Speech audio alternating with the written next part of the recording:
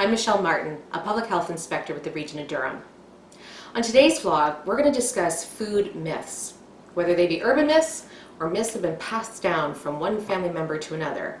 Let's debunk some things that might be stopping you from having the safest meal. The first myth I want to talk about is washing raw poultry. Now, a lot of people say you have to wash raw chicken or raw turkey before you cook it. Here's the thing. As soon as I run water over my raw poultry, the water is going to splash up and potentially go on my sink, my tap head, and my counters.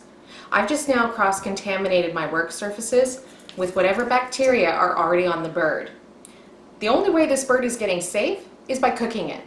If I cook it to 82 degrees Celsius, by probing it with a thermometer to make sure, that's how I know it's safe.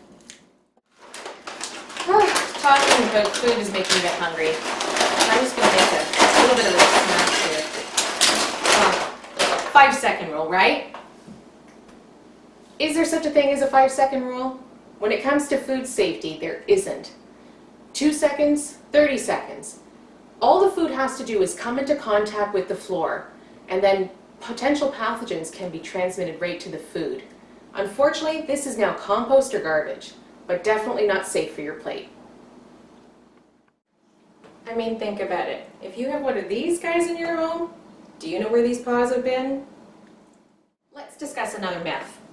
Best before dates. Are foods safe to eat after a best before date is passed? Well, the answer to that is yes. Best before dates are a quality control issue. If you eat something past the best before, it means the manufacturer won't guarantee the quality, but from a food safety perspective, it's fine. This is different though than an expiry date. If a food has EXP before the date, that means that it's actually expired once that date is passed, and it's illegal to sell, and it wouldn't be safe to consume after that date. Most foods like canned goods, milk, meat, they have a best before. So go ahead and consume it like I do, even a few months after the best before is passed. Just don't tell my family. Refrigerators are great, aren't they? They keep our foods cold and really help extend the longevity of most foods. But do you need to clean them? I mean, isn't it cold enough in there to kill any germs? Well, the fact of the matter is that no, refrigeration doesn't kill any pathogens or germs that can make you sick. And in fact, for some, it's a perfect growth medium. Dark and moist for mold. Even things like listeria can grow at refrigerated temperatures. You want to clean your fridge out regularly. Clean it with warm soapy water and then rinse it off and dry with a cloth. And certainly wipe up any spills immediately after they occur. What about fresh fruits and vegetables? You should wash them. That just makes sense, but what should you use? Things like vinegar, any soap or detergent, or bleach is an absolute no-no for fresh fruits and vegetables. While the vinegar won't actually harm them, it also doesn't help them, and bleach and detergents can actually be contaminating the food that you're about to eat and cause harm to your health.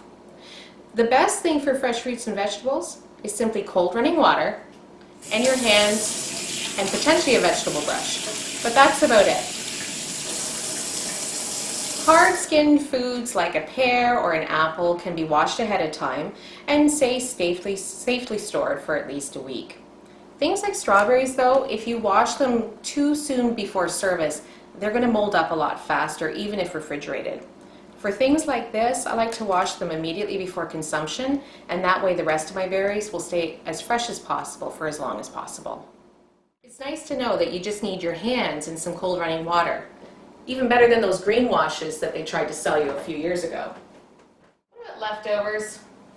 Food's safe to eat until it smells bad, right? Wrong.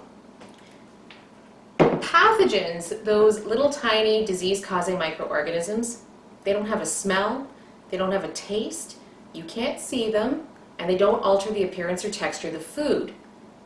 That's good news for the pathogen, not good news for you. You won't know if your food's contaminated until it's too late, until you've potentially gotten foodborne illness from them.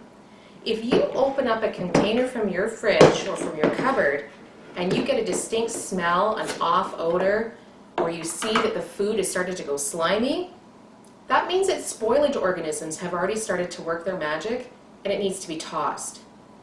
How will you know if pathogens are there though? They're even more serious. Use the 3-day rule. 3 days in your fridge and out it goes. That way you can be guaranteed that it's safe no matter what the food is.